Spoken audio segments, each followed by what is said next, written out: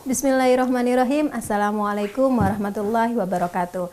Apa kabar pemirsa TV-mu yang berbahagia? Senang sekali ya, pada kesempatan kali ini kita berjumpa dalam acara Kabar Muktamar. Kabar Muktamar merupakan program yang disusun oleh TV-mu dengan panitia Muktamar dalam rangka Songsong Muktamar yang ke-108 di Solo pada tanggal 1 sampai dengan 5 Juli 2020. Pada kesempatan kali ini, saya Yulianti Utmainah dari Institut Teknologi Bisnis dan Ahmad Dahlan Jakarta akan berbincang dengan 3 narasumber kita pada hari ini. Yang pertama, narasumber kita adalah Ibu Rahmawati Hussein. Beliau adalah Wakil Ketua dari Muhammadiyah Disaster Management. Dan yang kedua adalah Bapak Bahrul Fuad dari Komnas Perempuan, Komisioner Komisi Nasional Anti Kekerasan Terhadap Perempuan. Dan yang ketiga narasumber kita adalah Bapak Bahtiar Dwi Kurniawan. Beliau adalah Sekretaris Majelis Pemberdayaan Masyarakat Pimpinan Pusat Muhammadiyah. Pemirsa TV yang berbahagia, pada kesempatan kali ini kita akan membahas kondisi Indonesia di tengah konflik maupun bencana. Saya akan bertanya pertama kali kepada Ibu Rahmawati Hussein. Bagaimana Ibu memaknai tentang kemanusiaan dari perspektif MDMC? Silakan Ibu. Makasih Mbak Yuli. Jadi kemanusiaan itu kita maknai seluruh kebutuhan manusia ya. Artinya ketika manusia itu membutuhkan kebutuhan dasar dan kebutuhan dasar itu tidak terpenuhi atau terdapat ancaman, terutama berkaitan dengan bencana dan konflik, itu yang menjadi ruang lingkupnya Lembaga Penanggulangan Bencana. Jadi Lembaga Penanggulangan Bencana selama ini adalah memberi bantuan kemanusiaan kepada para korban atau masyarakat yang terdampak bencana, maupun juga yang menjadi korban atau terdampak adanya konflik ya, terutama di Indonesia dan juga tidak hanya di Indonesia dan juga di luar negeri. Jadi selama ini MDMC atau Lembaga Penanggulangan Bencana PP Muhammadiyah melakukan upaya-upaya pemenuhan kebutuhan dasar, baik itu kesehatan, pendidikan, kemudian yang paling dasar makan, minum, sandang, ya, papan, kemudian juga akses terhadap air bersih, kemudian MCK dan sebagainya itu kita penuhi. Dan juga kita memberikan bantuan layanan medis, ya, kebutuhan psikososial. Ini tidak hanya di Indonesia, MDMC juga bekerja pernah mengirimkan timnya ke Nepal, ke Filipina, ke Myanmar maupun ke Bangladesh. Ya. Bahkan ke Palestina juga pernah. Ya. Terima kasih Ibu Ama. Saya ingin ke Bapak Bahrul Fuad.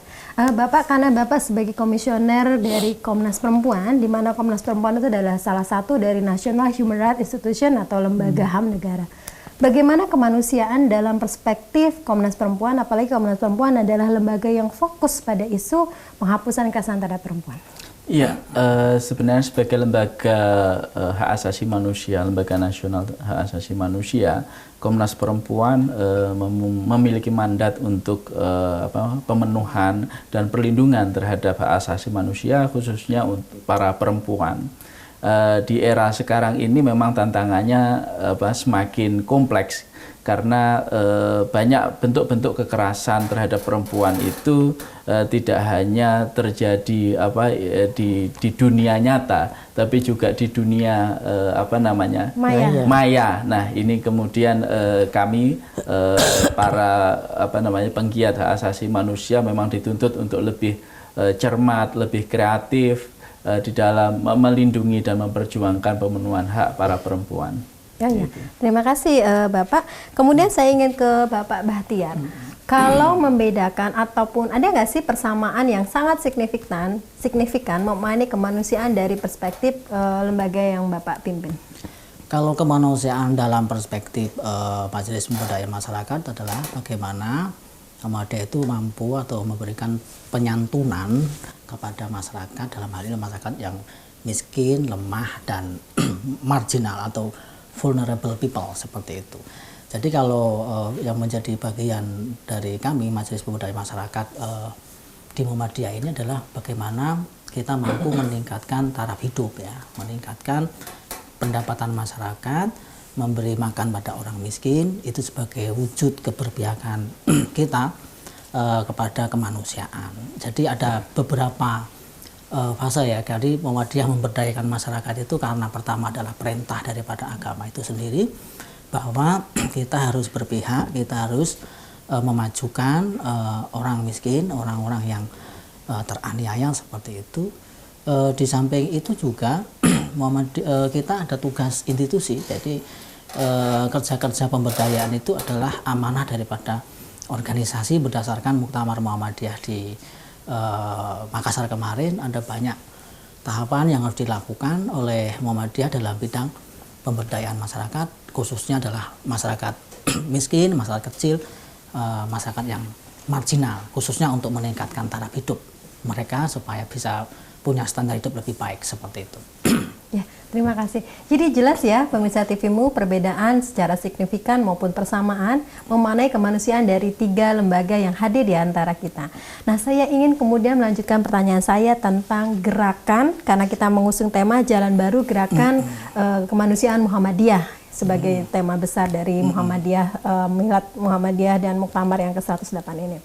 Ada nggak sih perbedaan yang sangat signifikan nih? Misalnya adalah karena MDMC fokus kepada isu bencana, misalnya kemudian Majelis Pemberdayaan itu fokus kepada mustadafin atau vulnerable group, kemudian Komnas Perempuan fokus kepada perempuan yang menjadi korban diskriminasi maupun kekerasan. Nah, saya ingin bertanya, ketika sebuah wilayah gitu katakanlah ada konflik misalnya ataupun ada bencana, bagaimana melihat orang-orang yang tadi masuk dalam kategori adalah kelompok rentan maupun kelompok-kelompok yang terdampak itu bisa mendapatkan akses yang kemudian dia bisa bangkit ketika setelah konflik dan lain sebagainya. Apalagi kita tahu ya, Indonesia itu kan wilayah yang berada di ring of fire. Jadi di mana-mana bencana itu ada, kemudian juga konflik juga muncul. Saya pertama kali ingin ke Mas Fuad. Gimana Mas Fuad? Komnas Perempuan melihat isu itu. Ya, sebenarnya kan sekarang semakin berkembang persoalan itu juga, maka kita sebagai lembaga negara memang harus mempersiapkan diri untuk meningkatkan kapasitas para tim kami di dalam merespon beberapa persoalan yang terkait dengan kekerasan terhadap perempuan. Nah, memang sekarang ini persoalan-persoalan tersebut harus disikapi dengan lebih arif dan lebih tepat, karena bagaimanapun kontrol dari masyarakat terhadap lembaga hak asasi manusia ini juga cukup kuat ya, sehingga persoalan-persoalan itu memang harus dianalisa, dicermati sebelum kita kemudian merespon. Yeah. Gitu. Bagaimana pendapat Bapak misalnya ketika ada anak disabilitas yang mendapat bullying di sekolah? Nah, bagaimana menanganinya?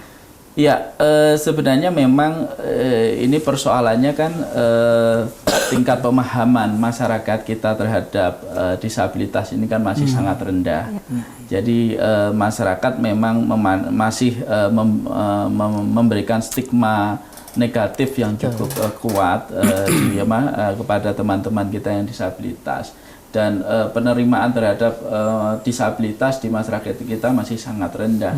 Jadi ketika pemerintah mengembangkan program pendidikan inklusif, itu semestinya tidak hanya menempatkan anak disabilitas di sekolah reguler, tapi semestinya pemerintah juga harus mempersiapkan aspek-aspek non-fisik terlebih dahulu, misalkan melatih gurunya bagaimana mengajar anak disabilitas, kemudian murid-murid yang bukan disabilitas juga diedukasi bahwa ada temannya di satu kelas yang memiliki perbedaan. Hal semacam itu semestinya harus dilakukan oleh pemerintah.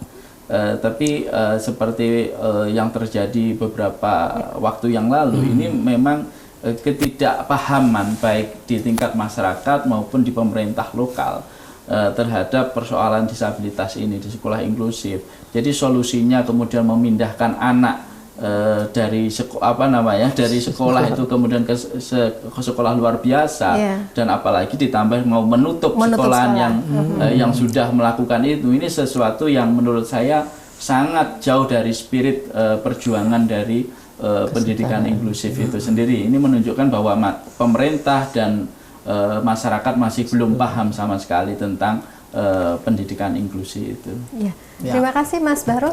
Pemirsa TVMU yang berbahagia, kita akan lanjutkan ya dialog kita setelah segmen berikut ini.